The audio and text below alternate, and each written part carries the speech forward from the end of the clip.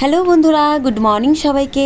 Happy day dot Namita চ্যানেলে আরেকটা নতুন ভিডিওতে তোমাদের সকলকে স্বাগত জানিয়ে আজকের দিনটা শুরু করলাম। সকালবেলা ঘুম থেকে উঠেই আমার প্রথম কাজ হলো ঝাড়ু হাতে বাসি ঘরটা ঝাড় দিয়ে নেওয়া, তারপরে অন্য কাজে যাওয়া। ঘর ঝাড় দেওয়ার পরেই চলে এসেছি আমি বই খাতা গোছানোর জন্য। ছেলে কিন্তু আগের দিন গুছিয়েই রেখেছিল বই খাতাগুলো, রুটিন দেখে দেখে সুন্দরভাবে গুছিয়ে রেখেছে। আমি তাও একবার চেক করে নিলাম যে বই খাতা পেন্সিল রবার এগুলো ঠিকঠাক নিয়েছে কি, নাহলে তো স্কুলে গিয়ে প্রবলেম হতে পারে, তাই না?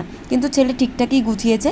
আমি এখন টিফিন বানাতে চলে এসেছি, টিফিনটাও বানিয়ে নেবো, তারপরে আমি অন্য কাজে হাত দেবো। কারণ ছেলেকে 7টার মধ্যে বেরিয়ে যেতে হবে স্কুলের জন্য। তার আগে সব কিছু রেডি না করে রাখলে দেরি হয়ে যাবে, কারণ আমি অন্য কাজ করতে থাকবো। টিফিন বানাচ্ছি ডিম টোস্ট, ছেলেকে দেবো সিম্পলভাবে বানিয়ে, আর ওর বাবাকে দেবো পেঁয়াজ আর কাঁচা লঙ্কা দিয়ে ভেজে দেবো। আমার বরমশাই কিন্তু একদমই টিফিন নিয়ে যেতে পছন্দ করে না দোকানে, কেন জানি না। বললেই বলবে তোমার সকালবেলা অনেকটা চাপ থাকে, বা বলবে যে দোকানের সামনে অনেক ধরনের খাবার পাওয়া যায়, আমি ঠিক খেয়ে নেবো, তুমি আস্তে আস্তে সকালবেলা কাজটা করো। মানে একটু, হ্যাঁ সকালবেলা একটু চাপ থাকে, কিন্তু বললে আমার করতে অসুবিধা হয় না, আমি ঠিক টাইম গুছিয়ে করে নিতে পারি। তো ছেলেকে কিন্তু একটু কেটে কেটে দিলাম, খেতেও সুবিধা হবে, বাচ্চা তো স্কুলে নিয়ে যাবে। আর বরমশাইকে আজকে টিফিন দিয়েছি ঠিকই, আমার মনে হচ্ছে না কালকে কিছু বানিয়ে দিলে আর নেবে। তো যাই হোক, এখন চলে যাবো উপরে। বরমশাই নেমেই এসেছে, 6:30 বাজে। এবার ছেলেকে আমি নিয়ে আসবো ডেকে, আর উপরটাও গুছিয়ে তারপরে নামবো। কতক্ষণ ধরে ডাকার পর উঠে তারপর বলছে ও মা পা ব্যথা করছে, মানে ইচ্ছা করে এটা একটু বসে বসে ঘুমাতে পারবে, একটু টাইমটা ওয়েস্ট হবে। তো যেই নামিয়েছি দেখছে যে ভিডিও চলছে, তো ভিডিওটা বন্ধ করে দেওয়ার চেষ্টা করছিল। তারপর আমি আবার বললাম, তো নিচে নেমে গেছে। তা আমি উপরটা ভালো করে গুছিয়ে তারপরে নিচে নেমেছি। এসে দেখছি এখনও রেডি হয়নি। মাঝে মধ্যে নিজে নিজেই রেডি হয়ে যায়, আজকে মনে হয় ঘুমটা আর ভাঙেনি, কারণ 1 মাস পর স্কুলে যাচ্ছে, তো টাইমে ঘুম থেকে উঠতো। আর আজকে তো পুরো 4:30টার মধ্যে ঘুম থেকে উঠতে হয়েছে, ওই জন্য মনে হয় ঘুম পাচ্ছে। তা আমি রেডি করে দিচ্ছি তাড়াতাড়ি করে। রেডি না হলে আমার আবার কাজ করতে দেরি হয়ে যাবে। জুতোটাও একটু পরিষ্কার করে দিলাম, কারণ বাক্সের মধ্যে রাখার সত্ত্বেও কিন্তু ধুলো পড়ে গেছিলো। তারপরে স্কুলে ওদের রোজ দিনই চেক করে, আর পরিষ্কার পরিচ্ছন্নভাবে না গেলে দাঁড় করিয়ে রাখে প্রায় 10 মিনিট 5 মিনিট ধরে। আমাকে এসে আবার বলবে তোমার জন্য মা দাঁড়িয়েছিলাম কিন্তু স্কুলে। তো দুজনে বেরিয়ে যাওয়ার পরেই আমি আবার কাজ করা শুরু করে দিয়েছি।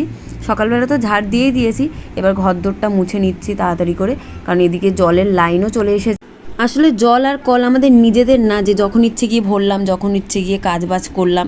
টাইম টেবিল আছে, সেই টাইমের মধ্যে ভরতে হয়। অনেকটাই কষ্ট করে থাকতে হয় এখানে, মানে 5 জনের শেয়ার করে জল ভরতে হয়, আর 2 জায়গা থেকে জল ভরতে হবে। একটা জায়গা থেকে চানের জন্য আর জামা কাপড় কাচার জন্য, আর একটা জায়গা থেকে খাবারের জল আর বাইরের জলটা ভরতে হয়।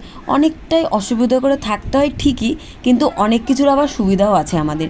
যেমনি একদম কাছাকাছি স্কুল, হসপিটাল, বাজার, মানে কোনো কিছুর অসুবিধা নেই যে অনেকটা দূরে গিয়ে নিতে হবে, অনেকটা হেঁটে যেতে হবে, বা অনেকটা দূরে গিয়ে হসপিটাল। খুব সুবিধা আমাদের আশেপাশের প্রত্যেকটা জিনিসের জন্য। যাই হোক, আমাদের জামা কাপড় কাচা হয়ে গেছে, তো ওইগুলো এখন মেলে নেবো, আর কালকেরগুলো সব নিচে রেখে দিয়েছি। আর রান্নাবান্নাও সেরে নেবো, আবার টাইম মতন ছেলেকেও আনতে যেতে হবে।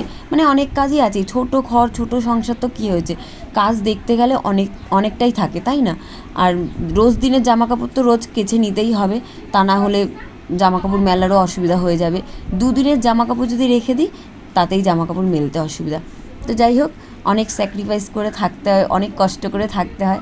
তো তোমরা যদি আমার পাশে থাকো, আরও আমি ভালো লাগবে, কষ্ট করেই থাকতে কোনো অসুবিধা হবে না।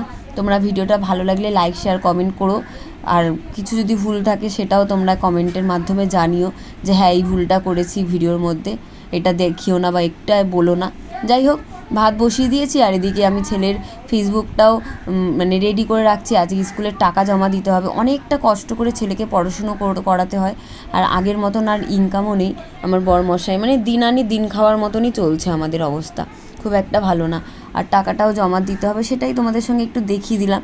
মানে যতটা পারবো তোমাদের সঙ্গে শেয়ার করব ভিডিও, ওই জন্য টাকাটাও বা কেন দেখাবো না, তাই না? সেই তো ব্যাংকেই যাচ্ছি টাকা জমাই দিতে। অনেকে ভাবতেই পারো যে আবার টাকা দেখাচ্ছে, না সেমনি কিছুই না। যাই হোক, ভাত হয়ে গেছে এদিকে, আর একটু কাঁচা লঙ্কা আলু সিদ্ধ, মানে আলু ডিম সিদ্ধ দিয়ে ভাত খেয়ে নেবো। আর ছেলের বাবাকে তো 1 মাস পর স্কুল খুলেছে, কেমন লাগছে বল? ভালো লাগছে, প্রত্যেকটা বন্ধুদের সঙ্গে দেখা করবো, অনেক মজা করবো।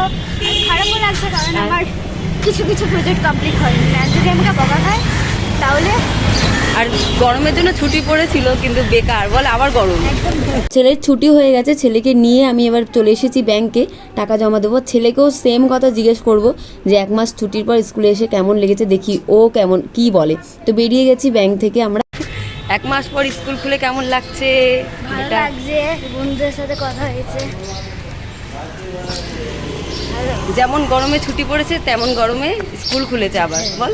হ্যাঁ, ঘরে এসে আর ভিডিও করা হয়নি, বিকেলবেলা একটু টিফিন করে নিচ্ছি। ভিডিওটা ভালো লাগলে লাইক শেয়ার